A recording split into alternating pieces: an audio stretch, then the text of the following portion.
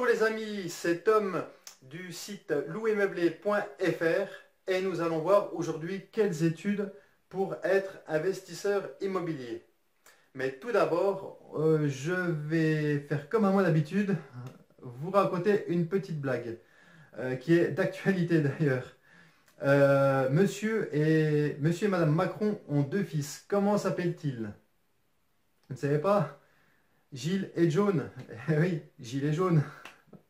Voilà, c'était la blague d'actualité. Voilà, donc aujourd'hui nous allons voir quelles études pour être investisseur immobilier. Donc moi sur ma page Facebook, YouTube et mon site internet, on m'envoie des messages pour me dire ouais Tom, quelles études tu as fait pour devenir investisseur immobilier? J'ai pas trouvé. Alors tout simplement, on me pose souvent la question, vous ne trouverez pas, il n'y a pas de formation scolaire pour devenir investisseur immobilier. C'est quelque chose qui s'apprend grâce à son réseau ou si vous connaissez d'autres investisseurs, voilà, ils vont vous transmettre leurs clés ou par le biais de formations sur Internet. Alors moi, pour ma part, je ne connais pas personnellement, enfin je ne connaissais pas non plus personnellement d'investisseurs immobiliers quand j'ai démarré. Donc ce que j'ai fait, c'est que je me suis énormément formé sur Internet, hein, de l'âge de 20 ans, enfin, 18-20 ans même jusqu'à 32, 33 ans à peu près, je me suis énormément formé sur Internet. Donc j'ai passé 15 ans à me former sur Internet pour savoir comment investir dans l'immobilier, pour voir un peu comment que ça se passe. Tout ça, j'y connaissais pas grand-chose, hein. J'y connaissais bien énormément dans le bâtiment, hein. Moi, je suis du bâtiment à la base. Mais du bâtiment à la base, j'ai simplement fait des études de comptabilité, hein. J'ai fait un bac pro compta, voilà, tout simplement. Mais voilà, le problème c'est qu'à l'école, on vous apprend à apprendre un métier qui vous servira pour plus tard, donc comptable, garagiste, avocat, médecin, plombier. Mais on va pas vous apprendre à gagner de l'argent et ni à utiliser l'argent. Alors que pour moi, à mon sens, c'est ce qu'il y a de plus important.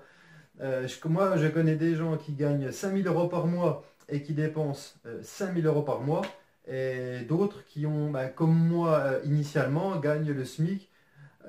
Comme j'avais à mes 18 ans, à 19 ans, je gagnais le SMIC. Je gagnais peut-être, à la base, il était très très bas, hein, c'était dans les 800 et quelques, 8 900 et quelques euros par mois. Mais sur ces 800 € par mois, je coffrais 600 euros. Donc j'arrivais à vivre avec 200 euros. J'avais de la chance, j'étais encore chez mes parents, ils ne me demandaient pas de pension alimentaire. Donc moi j'ai réduit mes dépenses au maximum. Je vivais avec 200 euros, donc simplement assurance voiture, essence, mutuelle, 50 balles d'argent de poche pour faire mon mois. J'allais pas au McDo, au cinéma. Quand je sortais avec mes potes boire un coup dans un bar, je consommais rien du tout. Voilà, je sais, j'ai au maximum. Mais de cette façon, j'ai pu mettre énormément d'argent de côté, à plat, parce que je savais que plus tard, j'allais l'utiliser à bon escient. Donc, ce qui compte, ce n'est pas combien vous gagnez par mois, mais combien vous mettez de côté par mois. Voilà pourquoi, pour moi, une personne qui gagne le SMIC actuellement, il doit être, je crois, pas loin de 1 200 euros. Donc, pour moi, quelqu'un qui gagne 1 200 € par mois, et qui met 200, même simplement 200 € de côté par mois, est plus riche qu'une personne qui gagne 5 000 et qui dépense 5 000 €. Surtout que cette personne-là, si un jour elle redescend à, par exemple, 2 000 € par mois, il a son mode de vie à 5 000 € par mois, ça va y faire très très mal et il va se retrouver dans la merde assez vite. Tandis que quand on démarre bas, la personne qui gagne, pardon, 1 200 € par mois, qui coffre 200 euros, si un jour elle arrive à gagner plus, elle gagne 2 000 € par mois, qu'est-ce qu'elle va faire? Si elle est maligne, elle va continuer son mode de vie à 1 000 € par mois, mais au lieu de mettre de côté 200 € par mois, elle mettra ce coup-ci 1 000 € par mois. Et elle se constituera plus vite un assez bon apport qui vous servira ensuite à aller voir votre banquier pour un investissement immobilier, même si je ne vous conseille pas d'utiliser d'apport pour cela. Mais ça aura le grand avantage de montrer à votre banquier que vous vivez avec peu, que vous savez gérer votre argent et que vous épargnez très facilement. Donc voilà.